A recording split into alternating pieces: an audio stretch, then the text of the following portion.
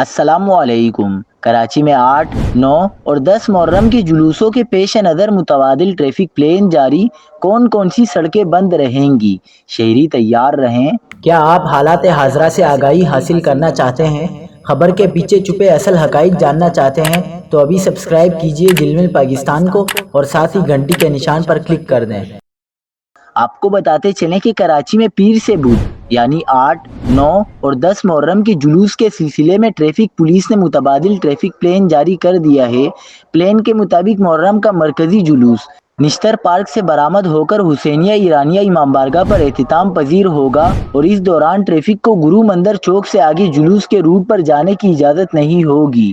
Traffic police کے جاری plan کے مطابق تمام ٹریفک کو بہادر یار جنگ روڈ سولجر بازار کی طرف موڑ دیا جائے گا۔ جلوس کے لیے اسٹیکر والی گاڑیاں شاہراہ قائدین سوسائٹی لائٹ سگنل سے داخل ہو سکیں گی۔ محرم میں سیکیورٹی وجوہات کی بنا پر ایم اے جناح روڈ گرو مندر سے ٹاور تک بند رہے گا۔ ناظم آباد سے آنے والے شہری لسبیلا چوک سے نشتر روڈ اور گارڈن سے ہو کر منزل کی جانب جا سکیں گے۔